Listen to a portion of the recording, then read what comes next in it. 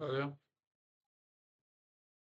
तो चलिए, यहाँ पे हम लोग स्टार्ट कर देते हैं इससे।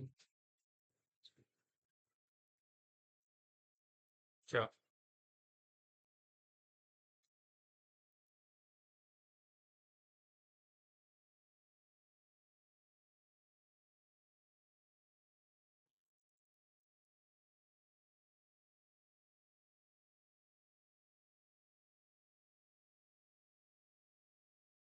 चलिए, तो आई होप कि मेरी आवाज़ आपको क्लियर होगी।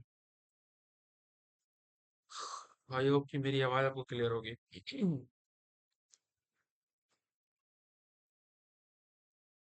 आई होप कि मेरी आवाज़ आपको क्लियर होगी। चलिए।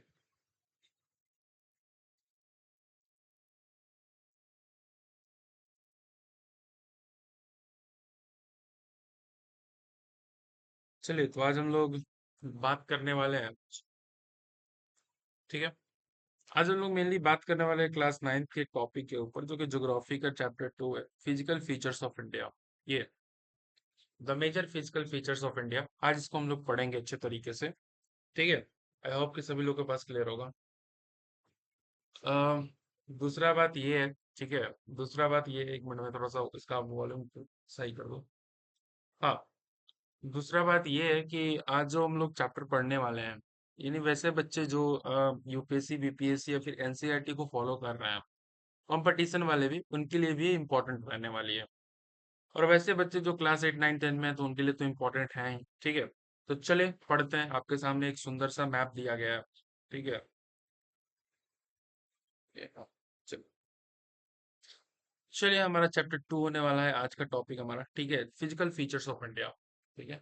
और ये थोड़ा सा बंद कर दे, थोड़ा सा। ये रोशनी, आई होप कि आपको दिख रहा होगा आपकी। ठीक है।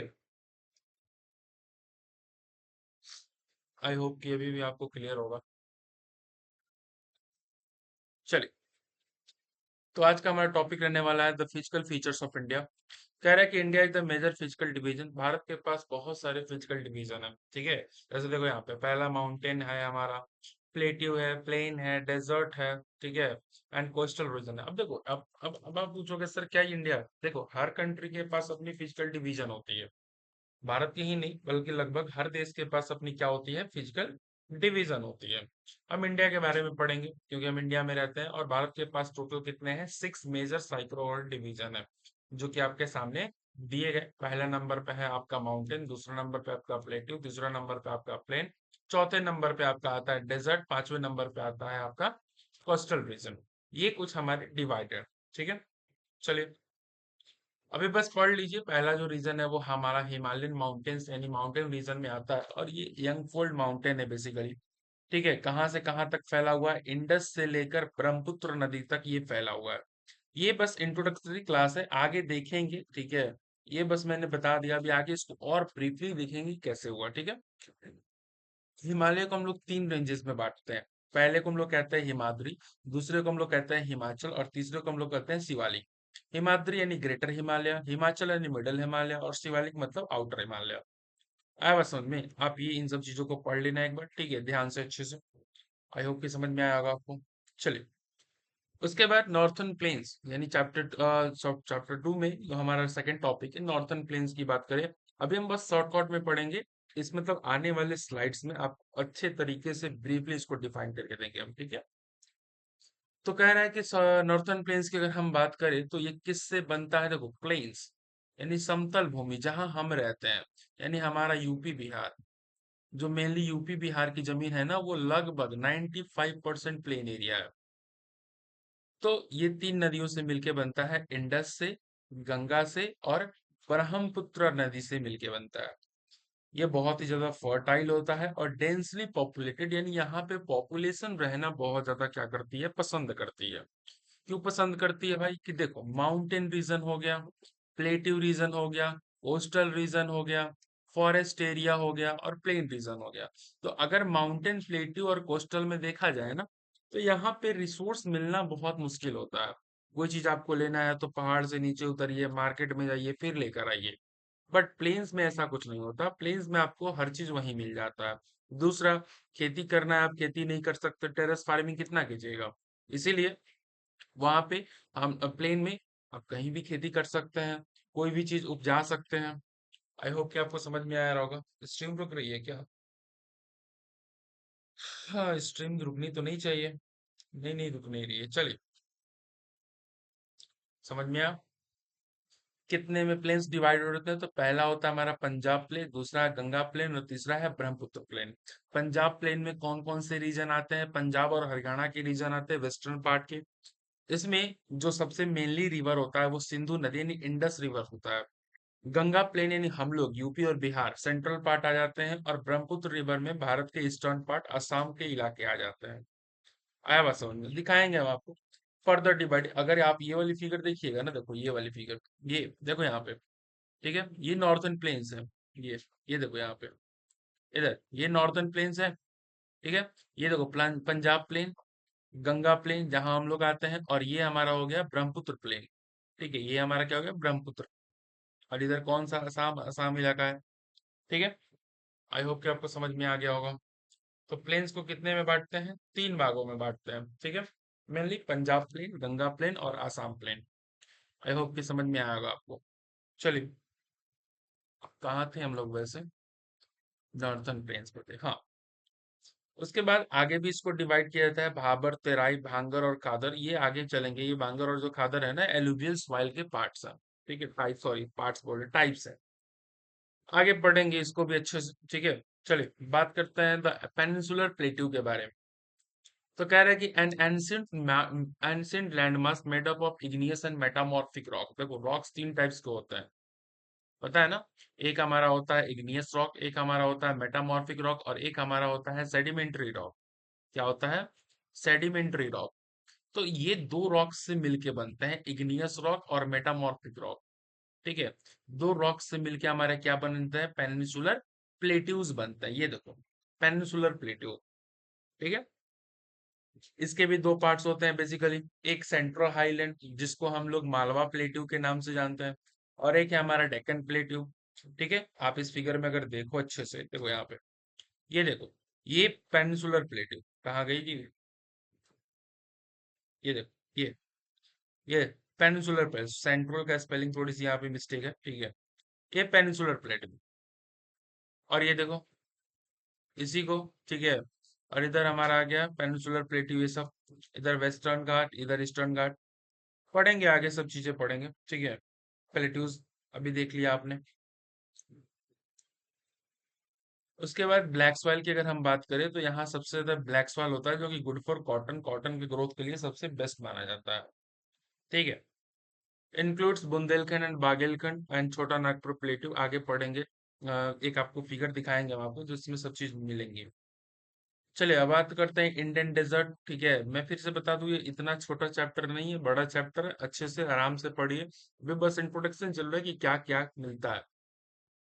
राजस्थान वाले इलाके में हमारा इंडियन डेजर्ट है, सैंडी सॉइल मिलता है, और वेरी ड्राई क्लाइमेट रहता है, बहुत सूखा सूखा मौसम रहता है वहाँ पे। सबसे बड़ी नदी कौन है सर वहाँ की? लूनी रिवर। और लूनी रिवर जो है ना, वो सीजनल नदी है। क्या है? सीजनल रिवर है। क्या है? सीजनल रिवर है। देखो रिवर दो टाइप्स के होते हैं, रिवर कितने टाइप्स के होते हैं? दो। एक होते हैं प्रेनियल, एक होते हैं क्या? प्रेनियल।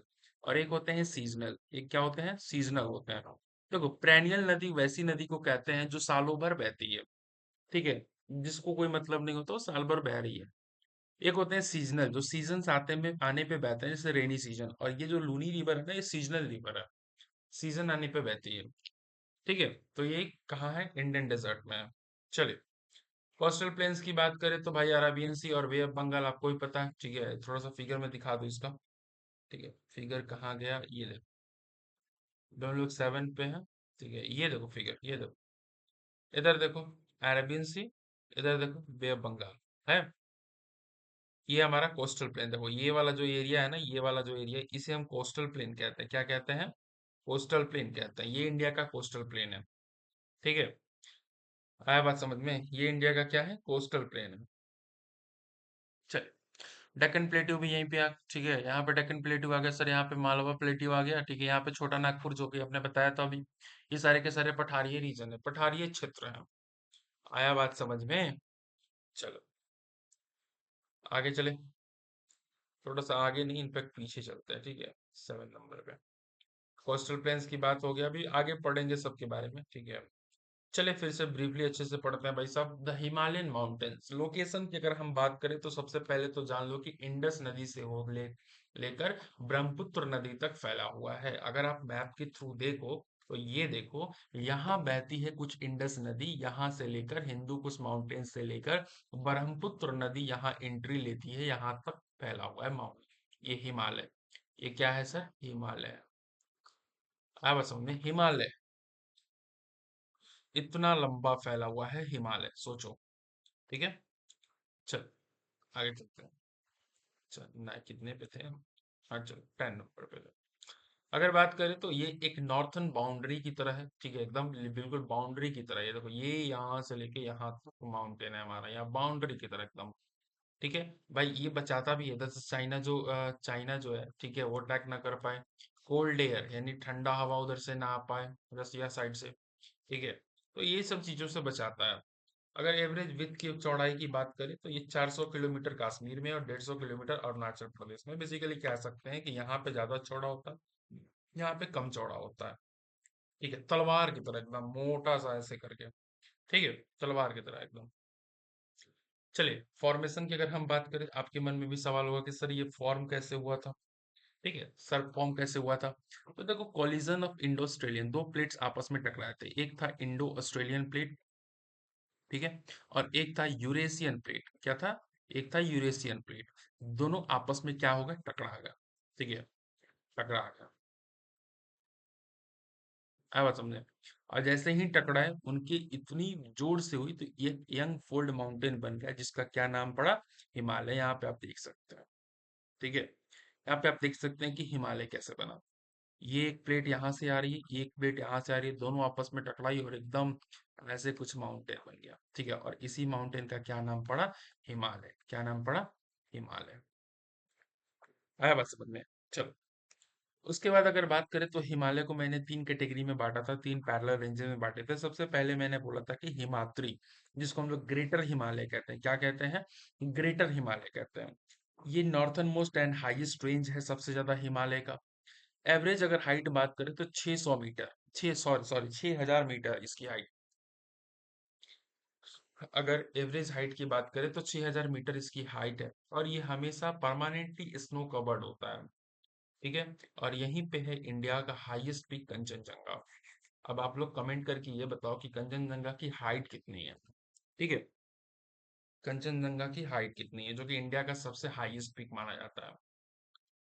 चलिए, अगर हिमाचल यानी सेकंड नंबर की हिमालय, लेजर हिमालय की बात करें तो ये साउथ ऑफ हिमाद्री में लाई करता है, और इसका एवरेज हाइट उससे कम है, यानी 3700 से लेके 4500 मीटर तक है ये। वो 6000 था, ये 3700 से लेके 4500 मीटर तक है।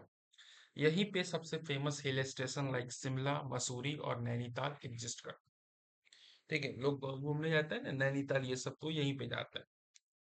उसके बाद बात करें शिवालिक रेंज का, तो southern most and lowest range सबसे माना जाता है। एवरेज हाइट 900 से लेकर 1100 मीटर, ये सबसे कम हाइट के पहाड़ यहाँ पे पाए जाते हैं।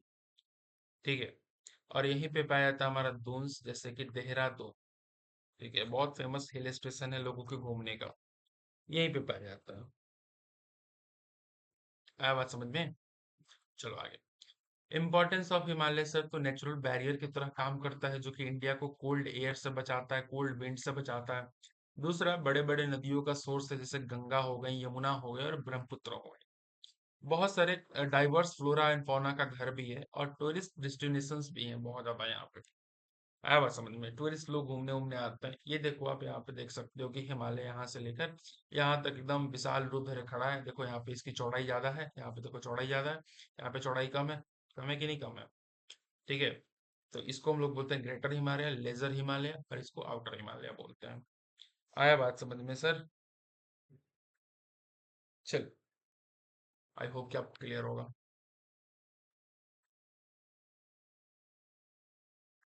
चल, नॉर्थन प्लेन्स की अगर हम बात करें तो प्लेन्स में हमारे लोकेशन की पहले बात करें तो सबसे पहले तो भाई साहब साउथ ऑफ हिमालय, यानी हिमालय से साउथ में हमारा नॉर्थन प्लेन्स है। ये देखो ना, ये वाला जो फिगर देख रहे हो ना, ये वाला, ये यहाँ से लेकर यहाँ तक, ये सारे के सारे नॉर्थन प्लेन्स में आते हैं, ये सारे के सारे नॉर्थन प्लेन्स में आते हैं। अच्छा मैं थोड़ा सा कलर बदल दूँ इसका। ठीक है, ये वाला, ये वाला, ये सारे के सारे नॉर्थन प्लेन्स के रीजन है। ठीक है, ये सारे के सारे नॉर्थन प्लेन्स के रीजन है। ठीक है, ये साउथ ऑफ हिमालय जाते हैं। चलिए, हाँ, सबसे पहले तो बात करें नॉर्थन हिमालय में भाई मिट्टी कहाँ से आती है, तो मिट्टी दो तरीकों से आती है, दो तीन तीन तीन तीन नदियों से आती है। कौन है? इंडस, गंगा और ब्रह्मपुत्र, ये तीन नदियां जो है मिट्टी लाती हैं। For over million of years of depositional work by reverse, very fertile, यहाँ पे जमीन बहुत ही ज्यादा फर्टाइल होता है, वेरी फ्लैट भी होता है। और सबसे ज्यादा एग्रीकल्चर के लिए हमारा नॉर्थन प्लेन्स जाना जाता है। इसे ग्रीनरी ऑफ इंडिया भी कहते हैं, आपको पता होना चाहिए, आगे पढ़ेंगे। ठीक है, इसे ग्रीनरी ऑफ इंडिया भी कहा जाता है। लेंथ की अगर हम बात करें तो लगभग 2400 किलोमीटर लंबा। चौड़ाई की बात करें अगर हम, तो 240 टू 320 किलोमीटर चौड़ा होता है। एरिया अगर हम बात करें तो अराउंड 7 लाख स्क्वायर किलोमीटर के क्षेत्र में पूरा हमारा नॉर्थन प्लेन फैला हुआ है। और सबसे ज्यादा डेंसली पॉपुलेटेड रीजन है वर्ल्ड का, सोचो, हमारा नॉर्थन प्लेन वर्ल्ड का सबसे ज्यादा डेंसली पॉपुलेटेड है। अब आप इमेजिन कर सकते हो कि ये कितने लोग रहते हैं। चलो यहीं पे एक सवाल आपसे मैं पूछता हूँ कि आप बताओ कि इंडिया के किस स्टेट में सबसे ज्यादा पॉपुलेशन है? ऑप्शंस आपके पास चार हैं: पंजाब, हरियाणा, महाराष्ट्र, यूपी। ठीक है, अब बताओ, यानी पॉपुलेशन के हिसाब से इंडिया का सबसे लार्जेस्ट स्टेट कौन सा है? बताइए। चलिए, थोड़े से और आगे चलें। ठीक है, रिवर बेसिन्स की अगर हम बात करें तो रिवर बेसिन्स में सबसे पहले इंडस बेसिन, गंगा बेसिन और ब्रह्मपुत्र बेसिन। तो जो इंडस बेसिन में रिवर्स आती है वो पंजाब प्लेन्स में जाती हैं, गंगा बेसिन में हमारा यूपी एंड बिहार आता है, और ब्रह्मपुत्र बेसिन में असम और उसके नियर बाई रीजन आता है। और यही तीनों मिलके तो हमारे नॉर्थन प्लेन्स का निर्माण करती हैं। क्या यही तीनों मिलके हमारी नॉर्थन प्लेन्स का क्या करती हैं? निर्माण करती हैं। आया बात समझ में? हाँ, चलिए, अब मैंने बताया था कि भाबर और तराई खादर के बारे में। तो देखो, भाबर फुटहिल जोन को कहते हैं, ये एक नैरो बेल्ट की तरह होता है, लगभग 8 से 16 किलोमीटर चौड़ा होता है, शिवालिक्स के लॉन्ग होता है। ठीक है, और यहाँ पे नदियां के डिसेपियर हो जाती है अंडरग्राउंड। आपने सुना होगा सरस्वती नदी के बारे में, कहा जाता है कि ये किसी को दिखती ही नहीं है, तो यही आके अंडरग्राउंड हो जाती है। भाबर, तराई जस्ट साउथ में लाई करता है भाबर के। ये एक मार्सियन वेट एरिया, दलदली इलाका है बेसिकली। ठीक है, यहाँ नदियां फिर से रीइमर्ज हो जाती हैं। और यहाँ पे बहुत ज्यादा dense forest and wild life पाया जाता है। कहाँ? तराई रीजन में। कहाँ पे? तराई रीजन। आई होप कि आपको समझ में आया होगा। चलो, बांगर मैंने बताया था। देखो, एलुवियल सॉइल होते हैं हमारे जो प्लेन रीजन है ना, प्लेन रीजन। ठीक है, इस प्लेन रीजन में एक सॉइल पाया जाता है एलुवियल। ठीक है, जो कि सबसे ज्यादा फर्टाइल होता है। और एलुवियल के दो टाइप्स होते हैं, एक को हम लोग बोलते हैं बांगर, एक को हम लोग क्या बोलते हैं? बांगर। और एक को हम लोग बोलते हैं खादर। क्या बोलते हैं? खादर। जो ओल्ड एलुवियल होता है उसे हम क्या कहते हैं? बांगर कहते हैं। क्या कहते हैं सर? बांगर कहते हैं। यानी प्लेन में एक सॉइल मिलता है, एक सॉइल, बहुत सारे सॉइल होते हैं बट मेनली प्लेन रीजन में सॉइल जो हमारा होता है एलुवियल सॉइल होता है, क्योंकि ये सबसे ज्यादा फर्टाइल होता है। और एलुवियल सॉइल की दो टाइप्स होते हैं, एक होते हैं बांगर और एक होते हैं खादर। तो भाई साहब, बांगर जो मिट्टी होती है वो ओल्ड एल्यूमिनियम होती है। कैसी होती है? ओल्ड एल्यूमिनियम, पुरानी मिट्टी होती है। और ये फ्लड प्लेन्स के ऊपर पाई जाती है। ठीक है, और इसमें कंकड़ बहुत ज्यादा होता है और लेस फर्टाइल होता है खादर के कंपेयरिंग में। उसके बाद अगर हम खादर की बात करें तो ये से न्यूअर एलोवियम यानी नई मिट्टी कहते हैं। ठीक है, और ये हमेशा जब बाढ़ आता है तो नदी के द्वारा लाई जाती है। ये बहुत फर्टाइल होता है। ठीक है, और इंटेंसिव एग्रीकल्चर के लिए बहुत ज्यादा क्या होता है? आइडियल होता है। आया बात समझ में? चलो, रीजनल डिवीजन की अगर हम बात करें तो पंजाब प्लेन्स में हमारे western part found by the Indus and tributary Ganga plain. मैंने अभी आपको ऊपर ही बता दिया कि ये रीजन डिवाइड होते हैं। इंपॉर्टेंस की बात करें तो मैंने शुरू में ही बताया था कि प्लेन्स को हम लोग ग्रेनरी ऑफ इंडिया कहते हैं। किस क्या कहते हैं? Granary of India. सोचो, भारत का, ठीक है, ग्रेनरी यानी अनाज रखने वाले जगह को, भारत का अनाज रखने वाली जगह को हम लोग नॉर्थन प्लेन कहते हैं। अगर इंडिया में नॉर्थन प्लेन ना हो तो सोचो कि इंडिया का मतलब क्या होगा। सपोर्ट्स डेंस पॉपुलेशन, सबसे ज्यादा पॉपुलेशन भारत की यहीं पे रहती है, और यहाँ पे ही वेल डेवलप्ड ट्रांसपोर्ट नेटवर्क है। ठीक है, पहाड़ पे तो जाएंगे नहीं बनाने वेल डेवलप्ड ट्रांसपोर्ट नेटवर्क। कहाँ सबसे आसानी होता है बनाना किसी भी चीज को? प्लेन्स में। कहाँ पे? प्लेन्स में। मेजर क्रॉप्स प्लेन्स की जो है कि वीट है, राइस और शुगर केन है। ठीक है, चलो ये देखो। 1 number Punjab plain, second number upper Ganga plain, तीसरा नंबर है हमारा मिडिल गंगा प्लेन, चौथा नंबर है लोअर गंगा प्लेन, और पांचवा नंबर है ब्रह्मपुत्र प्लेन। ये सारे के सारे ये रीजन्स। ठीक है, आई होप कि आपको समझ में आ गया होगा। चलिए, अब पेनिनसुलर प्लेट्यूज। अब सर प्लेट्यूज क्या होते हैं? ठीक है, पेनिनसुलर प्लेट्यूज, प्लेट्यूज क्या होता है? तो सबसे पहले तो बात कर ले तो लाइट टू, आपने कभी सीआईडी वाला एपिसोड देखा है? सीआईडी वाला एपिसोड, सीआईडी वाला आप अगर एपिसोड देखोगे ना, तो उसमें जितने भी जो भी चीजें होती हैं वो कहीं ना कहीं पहाड़ और पठार साइड में ही होती हैं। तो ये नॉर्थन प्लेन्स जो है, ठीक है, इसके साउथ में लाई करता है प्लेटू। और भारत का सबसे ओल्डेस्ट लैंड मास है, भारत का सबसे ओल्डेस्ट लैंड मास है। Form by volcanic and tectonic activity mostly made up of igneous and metamorphic rock. सबसे ज्यादा कौन सी, मैंने अभी बताया था आपको कि रॉक्स कितने टाइप्स के होते हैं? तीन। एक होते हैं हमारे इग्नियस रॉक, एक होते हैं हमारे मेटामॉर्फिक रॉक, और एक हमारा होता है सेडिमेंट्री रॉक। तो देखो ये जो पठारे होती हैं वो दो चट्टानों से मिलके बनती हैं, एक इग्नियस और एक मेटामॉर्फिक। ये ब्रॉड फ्लैट हाईलैंड होता है but has undulating turn, not flat like plain. देखो प्लेन्स की तरह ये फ्लैट भी नहीं होता है, बट फिर भी थोड़ा दूर फ्लैट होता है, थोड़ा दूर। यहाँ पे सबसे ज्यादा होता है पैराग्लाइडिंग। ठीक है, पैराग्लाइडिंग अगर आपने किया होगा कभी तो आप देखे होंगे पठारिया क्षेत्र। ठीक है, पठारिया क्षेत्र। फिगर में मैं दिखा देता हूँ जो एक बार। ठीक है, ये देखो। कहाँ गया जी?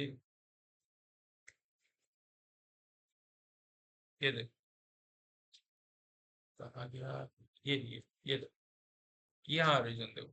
ये मालवा प्लेट्यू, छोटा नागपुर प्लेट्यू, डेक्कन प्लेट्यू। ये सारे के सारे जो रीजन आप देख पा रहे हो यहाँ पे, ये पठारीय क्षेत्र ही है। क्या है?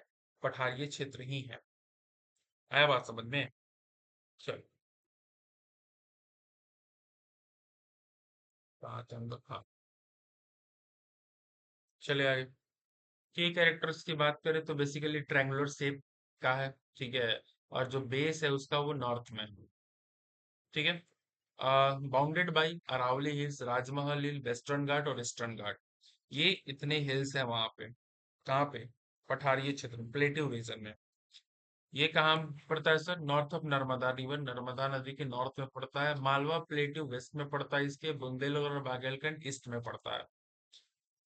ठीक है, और इसमें जाके कौन कौन नदियां गिरती है? चंबल, सिंध, बेतवा और केन। ये चार नदियां, पांच नदियां जाके इसमें गिरती हैं, और अरावली हिंज भी, अरावली रेंज भी इसके नॉर्थ वेस्ट में पड़ता है। बेसिकली आप देख लीजिएगा सेंट्रल हाइलैंड्स के बारे में। डेक्कन प्लेटियो की बात करें तो south of Narmada river, Narmada river के साउथ में पड़ता है ये। लार्जर देन सेंट्रल हाइलैंड, यानी सेंट्रल हाइलैंड से बड़ा है ये। और ट्रायंगुलर शेप का है, इसमें तीन रेंजेस आते हैं, सतपुरा रेंज, वेस्टर्न घाट और ईस्टर्न घाट। आया बात समझ में? और ये किस किस राज्य में है? तो सर महाराष्ट्र, कर्नाटका, तेलंगाना, आंध्र प्रदेश एंड तमिलनाडु। हाँ बस समझ, देखो महाराष्ट्र और कर्नाटका, ये दोनों में कौन सा प्लेटिव है? डेक्कन प्लेटिव है। फिर भी लोग अभी लैंग्वेज वॉर कर रहे हैं। क्या कर रहे हैं? लैंग्वेज वॉर कर रहे हैं, बताओ भाई। ठीक है, एक दूसरे को भाषा को लेकर आप टिप्पणी कर रहे हैं। चलिए, अब अगर हम बात करें इंपॉर्टेंस ऑफ घाट, तो वेस्टर्न घाट, और यहाँ पे आपका दिया गया है ईस्टर्न घाट। अब एक बार देख लेना। ठीक है, चल, इंपॉर्टेंस का बात करें तो बहुत सारी इंपॉर्टेंस है इसके। द इंडियन डेजर्ट, ये बहुत इंपॉर्टेंट है। ठीक है, भारतीय रेगिस्तान कहाँ पड़ता है सर? राजस्थान में पड़ता है। इसे कहते हैं थार डेजर्ट भी कहते हैं। और ये केवल राजस्थान में ही नहीं बल्कि गुजरात, पंजाब और हरियाणा के इलाकों को भी कवर करता है। ये कहाँ पड़ता है सर? तो वेस्ट में पड़ता है, अरावली हिल्स के। अरावली हिल्स के क्या पड़ता है? वेस्ट में पड़ता है ये, राजस्थान। डेजर्ट इलाका बेसिकली। मेन फीचर्स क्या है सर? तो Sandy soil, very dry climate पाया जाता है, वेरी लिटिल वेजिटेशन क्योंकि भाई यहाँ पे हमेशा गर्मी ही रहती है। Extreme temperature, very hot during the day and cold at night. Low and irregular rainfall यहाँ पे होता है और नो पेरेनियल रिवर, यहाँ पे कोई साल भर बहने वाली नदी नहीं है। सिर्फ सिर्फ लूनी रिवर है जो कि सीजनल है। जो कि क्या है सर? सीजनल है। आई होप कि आपको समझ में आया होगा। बताओ। चलो, ये क्लास 9 का मेरा पहला वीडियो है। बेसिकली थोड़ा सा आज डिस्टर्ब इसलिए हूँ कि थोड़ा सा कुछ प्रॉब्लम है, फिर प्रॉब्लम जैसे सॉल्व हो जाएगी, सब चीज सही हो जाएगा। लूनी रिवर यहीं की सबसे बड़ा, और ये मतलब सीजनल बहती है। लैंड फॉर्म्स की बात करें तो सैंड ड्यून्स यहाँ पे बहुत ज्यादा बनते हैं, साल्ट लेक यहाँ पे होते हैं और डस्ट स्टॉर्म बहुत ज्यादा आते हैं। इम्पोर्टेंस की बात करें तो हार्श कंडीशन के बावजूद भी लोग यहाँ पे रहते हैं, एनिमल रियरिंग करते हैं और इरिगेटेड फार्मिंग करते हैं, जहाँ पे इंदिरा गांधी कैनल इनको मदद करती है उसमें। चलिए, अब जब बात करते हैं कोस्टल प्लेन्स, देखो ये भारत का कोस्टल प्लेन्स, ये वाला रीजन, ये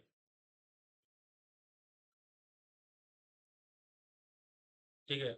इसको हम लोग क्या बोलते हैं? कोस्टल प्लेन कहता है। क्या बोलता है? कोस्टल प्लेन्स कहता है। ठीक है। साउथ वेस्ट में अरेबियन सी, ईस्ट में बे ऑफ बंगाल, और नीचे अगर बात करें तो इंडियन ओशियन। क्या है सर? इंडियन ओशियन, हाँ वही, मतलब उसी में ही आता है, इंडियन ओशियन में ही आता है। क्लियर है? चलो, वेस्टर्न कोस्टल प्लेन की अगर हम बात करें सिर्फ, तो lies between western Ghat and the Arabian sea. ठीक है। नैरो और अनइवन होता है, जिसकी जो चौड़ाई होती है लगभग 50 से 80 किलोमीटर की है। कहाँ से कहाँ तक फैला हुआ है सर? तो गुजरात से लेके केरला तक फैला हुआ है। देखो यहाँ पे, ये देखो, ये रहा गुजरात, ये क्या हुआ? गुजरात, और ये रहा केरला अपना। गुजरात से लेके केरला तक फैला हुआ है अपना। कौन कौन कौन कौन? वेस्टर्न घाट। कौन है? वेस्टर्न घाट। ठीक है। इसमें तीन पार्ट्स में डिवाइड है, कोंकण, कन्नड़ और मालाबार। कोंकण महाराष्ट्र गोवा के कोस्ट को कहते हैं, कन्नड़ कर्नाटका के कोस्ट को कहते हैं और मालाबार कोस्ट केरला के कहते हैं। आई होप कि समझ में आ गया होगा आपको। चलिए, की फीचर्स की बात करें तो many natural harbours like Mumbai, Mangalore, estuaries and common due to rivers like Narmada and Tapi. बहुत सारी ऐसी नदियां।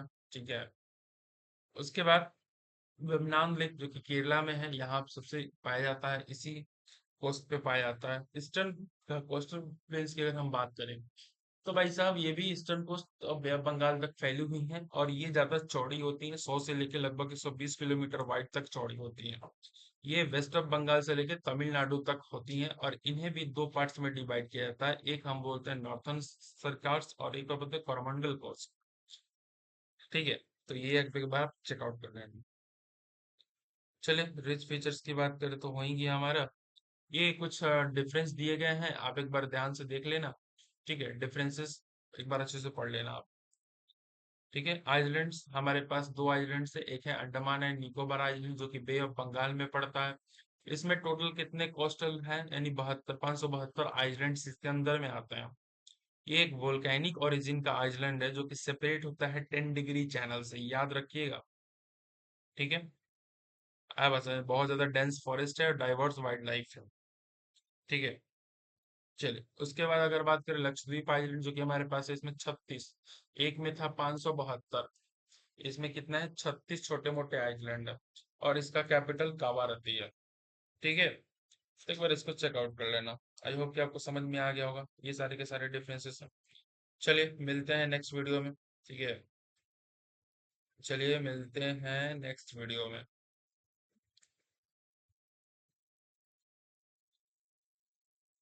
ओके। आई होप कि सब समझ में आएगा। ठीक है, जो नए बच्चे हैं वो सब्सक्राइब कर लें। ठीक है, मैं कोशिश करूंगा कि जितना अच्छा हो सके आपका कंटेंट क्लास 8 9 10 का मैं डालूं। ठीक है, इस चैनल पे। तो चलिए, और हाँ, वैसे भी बच्चे जो एनसीईआरटी से पढ़ना चाहते हैं वो भी फॉलो करके, ठीक है, कर लेंगे। उनके लिए भी यही चैनल बहुत अच्छा है। ठीक है। आई होप कि आपको समझ में आ गया। चलिए, मिलते हैं नेक्स्ट वीडियो।